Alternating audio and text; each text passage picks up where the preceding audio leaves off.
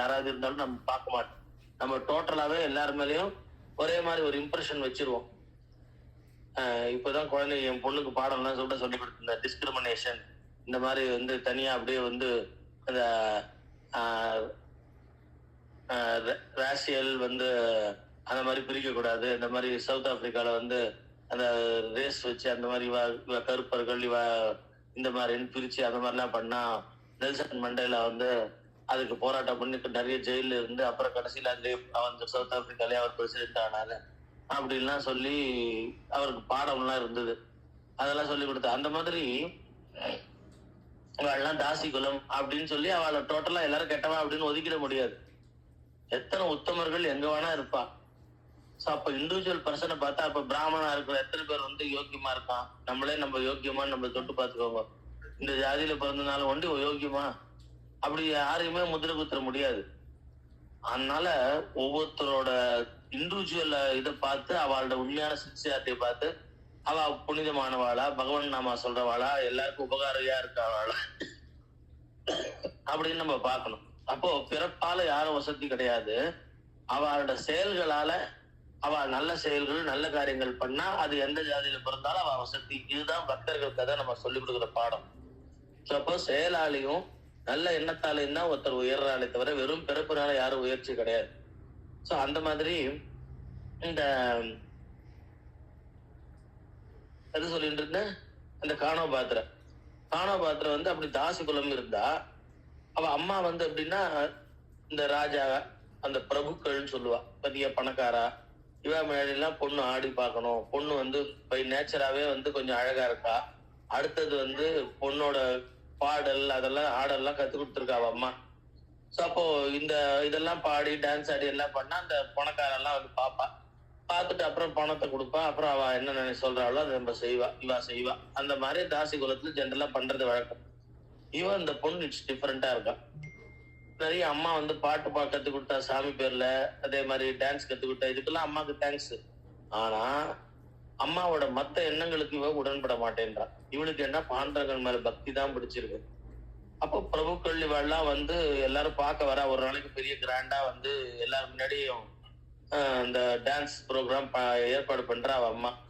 ஏன்னா அதுல ராஜாக்கள்லாம் கூட வர வச்சா, இன்வைட் பண்ணா. அப்ப ராஜாக்கள்லாம் வந்து அப்போ தன் பொண்ணுக்கு கிரேடு உயர்ந்துடும், அப்புறம் பொண்ணை வந்து தனியா கூப்பிட்டு பணம் காசு கொடுப்பா, பொண்ணுக்கு அவ விருப்பப்பட்டதையும் செய்ய சொல்லணும் அப்படின்றது அந்த அம்மாவோட எண்ணம், அவ அம்மாவோட நேச்சர் அது. ஆனா தப்பி பிறந்திருக்கா இந்த பொண்ணு. இவ என்ன பண்றா, டான்ஸ் பாட்டு அம்மா பாட சொல்றா, டான்ஸ் ஆட சொல்றா. உடனே அப்ப ஆடும்பொழுது அவ சொல்றா, இந்த பாட்டுலயே கிருஷ்ணர் மேல பாட்டு, பக்தி பாட்டு, அதுல சில கருத்துக்கள்லாம் இருக்கு. இந்த சரீரம்ன்றது ஒரு நாள் அழியக்கூடியது, இந்த அழகுன்றது நிலையில்லாதது. இப்ப பாத்தீங்கன்னா நல்லா வந்து அழகா இருந்த நடிகைகள்லாம் இருக்கா, அவளுக்கு 80 வயசுக்கு அப்புறம் பார்த்தா அவள் எப்படி இருக்கா, எல்லாருமே பாட்டி ஆயிடுவா. அப்ப அந்த நேச்சரா அந்த சரீரத்துல இருக்கிற அந்த கிளாமர்லாம் என்ன ஆயிடுறது, அவளுக்கு உடம்பு சுருங்கி போய் அப்புறம் கொம்பு ஊனின்னு போறவா இருக்கா, கொம்பு ஊனாம வந்து அப்பயும் ஜீன்ஸ் போட்டுக்கிறவா இருக்கா. பட் ஆனா அவளுக்கு 80 வயசு ஆனதுன்றது தானே உண்மை சரீரத்துல. அப்ப அந்த மாதிரி அவ்வளவு அழகா இருந்தாலும் ஒரு நாளைக்கு இந்த சரீரம்ன்றது அது ஒண்ணுமில்லாம தான் போகும். அப்ப அதுக்கு கவனம் செலுத்தாம மனசு வந்து இந்த ஆத்மா அபிவிருத்திக்கு, இறைவனை அடையறதுக்கு கவனம் செலுத்து அப்படின்னு அந்த பாட்டுல வந்து கருத்து சொல்றா. இது ஒரு ராஜா வந்து அந்த நாட்டியத்தை பார்க்க வந்திருக்கான். அவனுக்கு இன்னும் இவ்வளவு கருத்தா இந்த பாட்டெல்லாம் பாடுறாளே அப்படின்னு இவ்வளவு இன்னும் பிடிச்சு போயிருக்கு. அப்போ ராஜாக்கள் வந்து ஒரு எத்தனையோ அந்த அந்தப்புறத்துல சில பேரை வச்சிருப்பா. அப்படி யூஸ் அண்ட் த்ரோ கப் மாதிரி நம்ம பயன்படுத்தாம இவளை ராணியாவே ஆக்கிக்கலாமேன்னு அந்த ராஜாக்கு தோணி. என்ன இவ கொஞ்சம் ஸ்டாண்டர்ட் இருக்கு, இவ பாடல்கள்ல கொஞ்சம் அர்த்தம் இருக்குன்னா இவ வந்து கொஞ்சம் நல்ல பொண்ணு போல இருக்கு அப்படின்னு ராஜாவுக்கு ஒரு தோணித்து. அதே மாதிரி பாட்டெல்லாம் முடிஞ்ச உடனே தனியா அம்மாவை கூப்பிட்டு, இந்த மாதிரி இந்த மாதிரி உனக்கு கிரேட் சான்ஸ் இது தரேன் நானு. ஜென்ரலா இந்த மாதிரி உங்களோட குலத்துல இருக்கிறவாளெல்லாம் யாரும் ராஜாக்கள் கல்யாணம் பண்ணிக்க மாட்டா, ஆனா வந்து எனக்கு உன் பொண்ணு பரவாயில்லன்னு தோணி இருக்கு. இது உங்களுக்கு 2 பேருக்கும் ஆப்பர்ச்சுனிட்டி. இது நீ வந்து ஒரு ராஜாவோட மாமியார் ஆகலாம், உன் பொண்ணு ராஜாவோட ஒய்ஃப் ஆகலாம், ராணி ஆகலாம். நான் அந்த புறத்துல 10ஓட 11 ஒன்னு வச்சுக்க போறது இல்ல, பட்டத்து ராணின்னே இவளுக்கு ரெஸ்பெக்ட் கொடுத்து வச்சுப்பேன் அப்படின்லாம் சொல்ல உடனே அவ அம்மாக்கு தலைகால் புரியல. என்ன ராஜா இதுக்கு போய் அவன் பொண்ணை கேட்கணுமா, இதெல்லாம் ஓகே அப்படி இப்படின்னு அவளே சொல்றான். இல்ல இல்ல அவன் கொஞ்சம் ஒரு பக்கம் நல்லவன் இல்ல இல்ல அவளை கேளு, இந்த மாதிரி நீ கேட்டுட்டு எனக்கு கொஞ்சம் டைம் தரேன், அதுக்குள்ள சொல்லு, இல்லாட்டி நான் அப்புறம் வேற என்னோட முகத்தை காட்ட வேண்டியிருக்கும் அப்படின்ட்டு அந்த மாதிரி வேற முகத்தை காட்ட வேண்டியிருக்குன்னு சொல்லிட்டு போயிட்டான். ஏன்னா ராஜாக்கே உண்டான ஈகோ அது வேற, இந்த மாதிரி சொல்லிட்டு போயிட்டான்.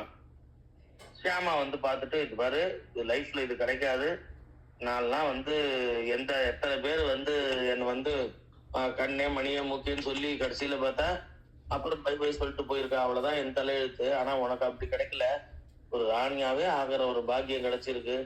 இது ஏதோ நீ ஏதோ கடவுள் பேரெல்லாம் நல்லா சொல்ற, பூஜை எல்லாம் பண்றேன்றதுனால தான் கிடைச்சிருக்கு போல இருக்கு. அதனால இதை சான்ஸை மிஸ் பண்ணிடாத. உன்னை வந்து நான் வந்து இதுக்கப்புறம் நீ யாரோடையும் நீ முன்னாடியும் டான்ஸ் எல்லாம் ஆடிட்டு இருக்க வேண்டாம். ராஜாக்கே மனைவியா போயிட்டா அது பெரிய சந்தோஷம் இல்லையா, லைஃப்ல கிடைச்சிருக்கு இல்லையா கோல்டன் சான்ஸ் அப்படின்னு சொல்லி அவன் அம்மா எல்லாத்தையும் எடுத்து சொல்றான். அப்படி கிடைச்சிருக்கும் போது இப்போ யோசனை பண்ணி பாருங்க, சிவாஜி சத்ரபதி சிவாஜி நல்லவர், துக்காராம் மகான் பக்தர் எல்லாருக்கும் தெரியும். துக்காராம் வீட்டுல மழையில ஒழுகின்னு இருக்கு, பசங்கள்லாம் வந்து ட்ரெஸ் வந்து பாவம் வந்து கிழிஞ்சது போட்டுன்னு இருக்கா, குடும்பத்துல சமையல் பண்றதுக்கே ஒண்ணும் இல்ல, எல்லாத்தையும் சத்ரபதி சிவாஜி நோட் பண்ணிட்டு இவர் நம்ம குரு, இவருக்கு நம்ம உபகாரம் பண்ணணும் அப்படின்னு சொல்லிட்டு அவருக்கு நகை இந்த மாதிரி ட்ரெஸ் இதெல்லாம் நிறைய வந்து ஆட்களை விட்டு கொடுத்து அனுப்புறாரு. இவரும் ராஜா சிஷ்யன் தான், அதே மாதிரி நல்ல ராஜா தான். இவர்கிட்ட நம்ம கொடுத்து அனுப்பிச்சிருந்தா சரிப்பா குழந்தைகள்லாம் கஷ்டம்தான் படுறா, சரி இந்த உள்ள வாங்கி வைன்னு சொல்லலாம்ல. எப்படி தியாகராஜர் நிதி சால சுகமா ராமா உன் சன்னதிய சுகன்ற மாதிரி அப்படியே விலக்கிட்டாரு. அவர் பாட்டுக்கு கிடுகிடுன்னு வீட்டை விட்டு மனைவிட்டை திருப்பி கொடுத்துரு அப்படின்னு சொல்லிட்டு ஒரு மலை மேல போய் உட்காந்துட்டார். இந்த வீரர்கள்லாம் இந்த மாதிரி வந்து சொன்னா, அவர் வந்து திடீர்னு கோவமா எங்கேயோ கிளம்பி போயிட்டாரு, இந்த மாதிரி இது மாதிரி உங்களோட நகை பணத்தெல்லாம் கொடுத்ததெல்லாம் எடுத்துன்னு போன்னு சொல்லிட்டாரு, எங்களால அதுக்கப்புறம் ஒன்றும் பண்ண முடியல, எடுத்துன்னு வந்துட்டோன்னு. இல்ல நான் சிஷ்யன் தானே, நான் கொடுக்கலாம்ல குருவுக்கு, அப்பாவுக்கு புள்ள பண்ற மாதிரி தானே, ஏன் அப்படி பண்ணாரு, அதுவும் எதுக்கு போச்சுட்டாரு அப்படின்னு சொல்லிட்டு ராஜா அவர் எந்த இடத்துல இருக்காரு தெரிஞ்சுட்டு அங்க போறான், தேடின்னு போறான், தனியா போறான். இந்த மாதிரி குருவே இந்த மாதிரி ஏன் என் மேல கோவம் அப்படின்னா, எனக்கு வந்து அவர் சொல்றாரு பாருங்க பாட்டுல, எனக்கு வந்து இந்த மாட்டு மாமிசம் சாப்பிட்டா போல இருக்கு அப்படின்ற அந்த ஃபீல். அது எப்படி வந்து வெஜிடேரியன் ஒருத்தனுக்கு போய் மாட்டு மாமிசத்திட்ட கொண்டு போய் சாப்பாட்டுல கலந்து ஒருத்தர் கொடுத்துட்டான்னா அவன் எப்படி மனசுல அவஸ்தைப்படுவானோ, எப்படி அதை வந்து இந்த மாதிரி எனக்கு யாரோ ஏமாத்திட்டாலேன்னு வருத்தப்படுவானோ, அப்படி எனக்கு இருக்குப்பா அப்படின்றாரு. ஐயோ இப்படி எல்லாம் ஏன் மனசுல நினைச்சுக்கிறேன், நான் அவன் சிஷ்யன் தானே, நான் செய்யக்கூடாதா அவங்களுக்கு அப்படின்னா, நீ உனக்கு என்ன எவ்வளவு நாள் தெரியும் அப்படின்னாரு. உங்களுக்கு கொஞ்ச நாளா தெரியும் அப்படின்னா. பாண்டவனுக்கு என்ன எவ்வளவு நாளா தெரியும், இந்த பிறவியில பிறந்ததுலேன்னு தெரியும், என்னோட ஒவ்வொரு பிறவையும் பாண்டவனுக்கு தெரியும், நான் அவனுக்கே அடிமை அப்படின்னும் போது அவனை விட உனக்கு என்ன எம்மலாக்கிற, அவனுக்கு என்ன எந்த இடத்துல நான் இருக்கணும் எப்படி இருக்கணும்னு அவனுக்கு தெரியும், அதுதான் அவன் வச்சிருக்கான். என் மேல எல்லார விட அதிக பாசம் யார் வைப்பா, பாண்டவன் தானே. நீ வைக்கிறதெல்லாம் பாசமா, நீ நாளைக்கு ராஜாங்கத்துக்கு திரும்பி போயிடுவ, ஆனா என்னை விட்டு எப்பயுமே போகாம கூடயே இருந்துட்டு இருக்கானே பாண்டரங்கன் அப்படின்னு. உடனே சிவாஜி தலையை குடிஞ்சாராம். நம்ம ஒரு ராஜான்னு நம்மள நினைச்சிட்டோம், ராஜாதி ராஜனான பகவானே இவர் கூட இருக்காரு அப்படின்னா அப்ப நாம என்ன இவருக்கு உதவி செய்ய முடியும். பின்னாடி ஒரு நாள் அப்படிதான் படையோட சிவாஜி வரும்போது வெளியில எங்கேயோ போர் பண்ணிட்டு வந்திருக்கா, வழியில வந்து இந்த இவரோட துக்காராமோட வீடு வருது. சரி தான் வண்டி போய் ஒரு நமஸ்காரம் பண்ணிடுறேன்னு வீரர்கள் எல்லாம் மரத்தடியில எங்கேயோ நிக்க வச்சுட்டு போறான். அப்ப வீரர்கள் ஒருத்தரையா வர சொல்லுன்றார். ஏன்னா சண்டை போட்டு டயர்டா இருக்கா, பசியா இருக்கும், அரண்மனைக்கு போனோம் எல்லாரும். ஆனா சத்ரபதி சிவாஜி கிட்ட சொல்ற, நீ வீரர்களை எல்லாரையும் லைன்ல வர சொல்லு அப்படின்றார். இவர் என்ன கொடுக்க போறாரு, வயிற்றுக்கு சாப்பாட்டுக்கு ஏதாவது கொடுக்க முடியுமா இவரால, இவர் கஷ்ட நிலைமையில இவரே இருக்காரு, நம்ம ஏதோ குரு இந்த பக்கமா அவர் வீடு இருக்கே நமஸ்காரம் பண்ணிட்டு போலான்னு பார்த்தேன், வீரர்கள்லாம் டயர்டா வேற இருக்காளே, என்ன பண்றது சொல்லவும் முடியல. சரி குரு சொல்லிட்டான்ட்டு எல்லாரும் லைன்ல வாங்கன்னு சொன்னா, அந்த கொஞ்சம் போரும் ஒரு துளி சிட்டிக்கு ஆட்டா மாவு வச்சிருந்தார், கோதுமை மாவு, அத ஒரு துளி எல்லாத்தையும் கொடுக்குறாரு, விபூதி பிரசாதம் கொடுக்குற மாதிரி வாயில போட்டுக்கோங்கன்றார். அந்த ஒரு துளி, அந்த சின்ன கொஞ்சம் போற ஒரு ஆட்டமா வச்சிருக்கிறதும் வளர்ந்துட்டே இருக்கு குறையில. இவாளுக்கு ஒரு துளி கொடுத்தாலே அந்த சாப்பிட்ட அந்த வீரர்களுக்கு அப்படியே எனர்ஜி ட்ரிங்க் குடிச்ச மாதிரியோ, எனர்ஜி நல்ல சாப்பிட்ட நல்ல கல்யாண சாப்பாடு சாப்பிட்ட மாதிரியோ வயிறு ரொம்ப எடுத்து அதே மாதிரி திருப்பி பிரிஸ்க் ஆயிட்டா. உடம்புல இருக்கிற காயங்கள்லாம் சண்டை போட்டுன்னு வந்தா உடம்புல காயங்கள்லாம் இருக்குமே அத்தனையும் இல்லாம எல்லாரும் ஃப்ரெஷ் ஆயிட்டா. திருப்பி நம்ம அரண்மனைக்கே போக வேண்டாம், திருப்பி நம்ம இந்த முஸ்லீம் ராஜாக்களோட சண்டைக்கே போலாம் அப்படின்ற எல்லாரும். ஸோ அந்த அளவுக்கு தே ஆர் வந்து ரெடி டு ஃபைட்டு. அவளோட தெம்பு பிரிஸ்க் எல்லாம் வந்தாச்சு. இந்த மாதிரி வந்து அந்த துக்காராமோட பாண்டரங்கன் இருந்ததுனால இந்த மாதிரி ஒரு லீலை வந்து பண்ண முடிஞ்சது. ஸோ அப்போ அந்த மாதிரி பாண்டரங்கன் பக்கத்துல இருக்கும்பொழுது இவருக்கு என்ன கவலை, இதுதான் நம்ம புரிஞ்சுக்கணும். மகான்களுக்கு வந்து எப்பயுமே தெய்வம் கூட துணையா இருக்கும்போது நாமெல்லாம் என்ன அவளுக்கு உதவி பண்ணிட முடியும் இல்லையா? அந்த மாதிரிதான் அவளுக்கு எப்பயுமே பகவான் துணையா இருக்கான். பக்த வச்சலன்னா பகவான் அவ கூடயே இருக்கான். நாம எப்பயுமே கூட இருக்க முடியும். இப்ப டேக் எக்ஸாம்பிள், நான் மகான்லாம் இல்ல, பட் நீங்க எப்பயுமே அண்ணாவோட கூட இருக்க முடியுமோ? அவளுக்கு வீடு வாசல் இருக்கா இல்லையா, வரலாம், என்னைக்கா பார்க்கலாம், பேசலாம். அப்புறம் ஜெய் ஸ்ரீராம்னா பை பை அப்படின்னு சொல்லிட்டு போயிட்டு இருக்குதானே போகிறா. அப்ப யார் அப்பயுமே கூட இருக்க முடியும் அப்படின்னா அந்த பகவான் தானே. அப்ப ஈஸ்வரன் எவ்ரி பர்சனுக்கு அப்படிதான். நானும் அதே மாதிரிதான் உங்களோட கூட எப்பயுமே இருக்க முடியாது. பகவான் தான் உங்களுக்கும் கூட இருக்கணும். ஸோ அந்த மாதிரிதான். ஸோ அப்படி எப்பயுமே எல்லாருக்கும் யார் இருக்க முடியும்? தெய்வத்தை தவிர. அந்த மாதிரி நமக்கு துணையா தெய்வம் தான் இருக்கும். பக்தர்கள் கதை எல்லாமே அப்படிதான். இந்த கானோபாத்திர அந்த மாதிரி இருந்தா ராஜா வந்து எப்படியோ ஆர்டர் பண்ணிட்டு போயிட்டான். கொஞ்ச நாள்ல வந்து நான் பாக்குறேன், டைம் கொடுத்து பாக்குறேன்னு. இவன் என்ன பண்ணா, அவன் அம்மாவட்ட வந்து இல்லம்மா அப்படின்னு சொல்லிட்டு இருக்கா, முடியாதுமாலாம் சொல்லிட்டு இருக்கா. அவன் அம்மா இவளை கன்வின்ஸ் பண்ணவே பாக்குறான். திருப்பி ராஜா திடீர்னு வந்து என்ன 4 நாள் டைம் கொடுத்தா 5 நாள் டைம் கொடுத்தா என்ன மசிலையா, அப்புறம் நான் என்னோட முகத்தை காட்டுவேன்னு சொல்லி போர்ஸ் பண்ணி அழிச்சு போயிட்டா அது ரொம்ப அசிங்கமா போயிடும். அப்படி இல்லாம கௌரவமா நல்லபடியா கல்யாணம் பண்ணி போனா மரியாதையா இருக்கும்.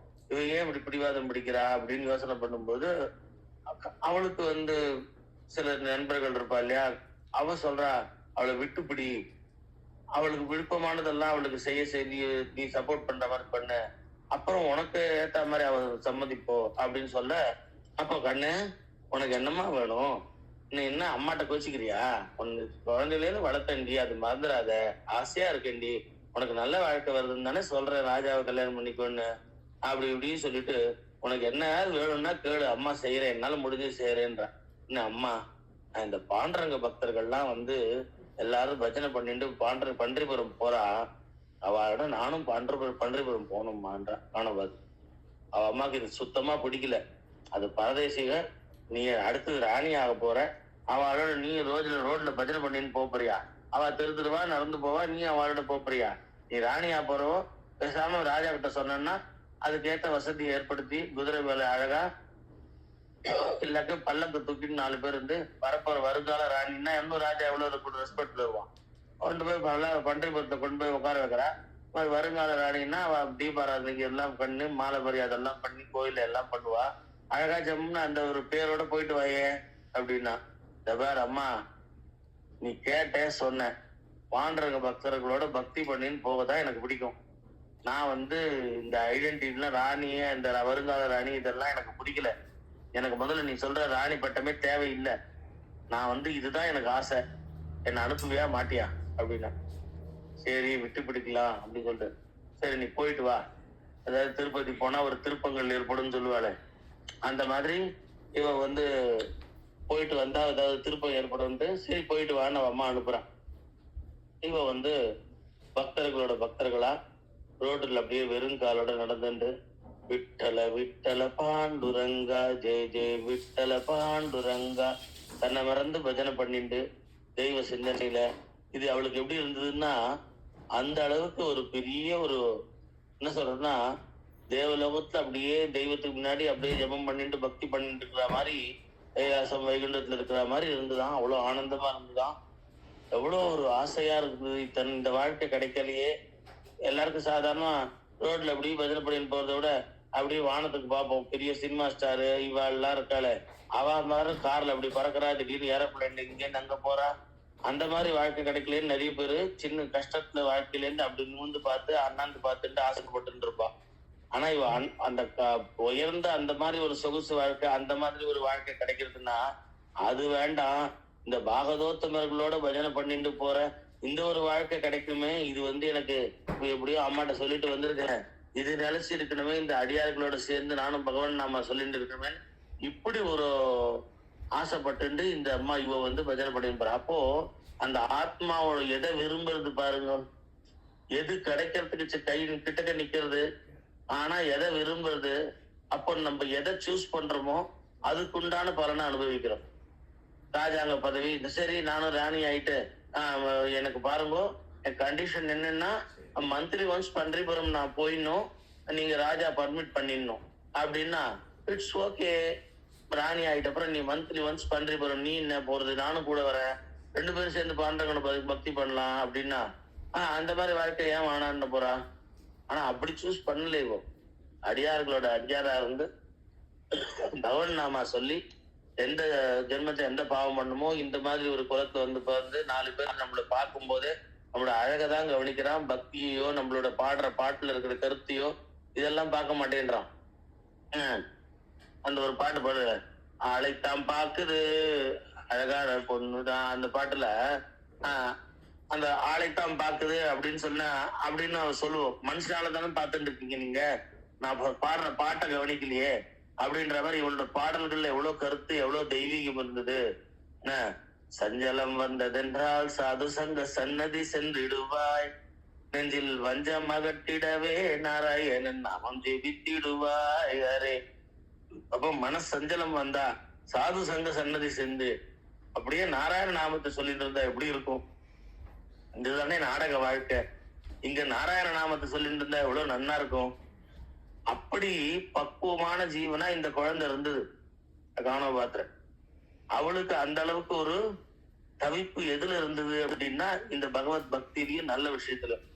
ஜென்ரலா எப்படி இருக்கும் அப்படின்னா, ஒரு ராணி ஆயிட்டு மந்த்லி ஒன்ஸ் இந்த மாதிரி பாண்டவங்க பார்த்துட்டு போயிடலாம், நம்மளும் பல்லக்குல வரலாம், கூட்டத்துல எல்லாம் நிக்க வேண்டாம், அப்படியே டைரக்டா விஐபி தரிசனம் பண்ணிட்டு போயிடலாம், இந்த மாதிரி எல்லாம் அப்படி நினைச்சா அதை விரும்பினா அதுதான் நம்ம சொன்னா என்ன பலன்னு சொல்றா இல்லையா, தர்மார்த்தி பிராப்னியா தர்மமர்த்தார்த்தி சார்த்தமாப்னியாத் காமானவாப்னியாத் காமி பிரஜார்த்தி சாப்னியாத் பிரஜாம். நம்ம உள் மனசு எதை விரும்புறதோ அதை கொடுத்துட்டேன்றா. அதை கொடுத்துட்டா எதை விரும்பினோம் அப்படின்றது பார்க்கணும்ல. நான் பெரிய ஒரு ஏரோப்ளேன் ஓட்ட கத்துக்கணும்ன்றதுல இருந்து ஏரோப்ளேனே ஒண்ணு எனக்கு சொந்தமா இருக்கணும்ன்ற மாதிரி விரும்பினா எப்படி இருக்கும்? அது உள் மனசு விரும்புறதா? இல்ல நான் இறைவனோட அடியார்களா 63 நாயன்மார் இருக்காருன்னா நான் 64வது நாயன்மார்களா இருக்கணும்னு உள் மனசு விரும்புறதா? எதை விரும்புற அதுவாவே நீ யார இறைவனோட அருள்ல.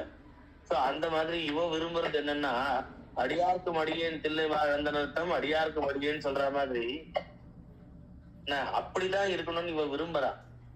அப்போ இவளோட உள் எண்ணம் என்ன? அந்த சத்வகுணம் தான் நிரம்பி இருக்கு. 3 குணத்துல ரஜோ தமோ குணம் எல்லாம் இருக்கு. சத்வ குணம்ன்றதுதான் பக்தர்கள்ட்ட இருக்கிற குணம். அதுதான் இவளுக்கு நிரம்பி இருக்குன்னா அதுவே எவ்வளவு பெரிய புண்ணியம் பண்ணி எந்த மகான்களோட ஆசீர்வாதமோ இவளுக்கு அப்படி ஒரு உயர்ந்த குணம் கிடைச்சிருக்கும்.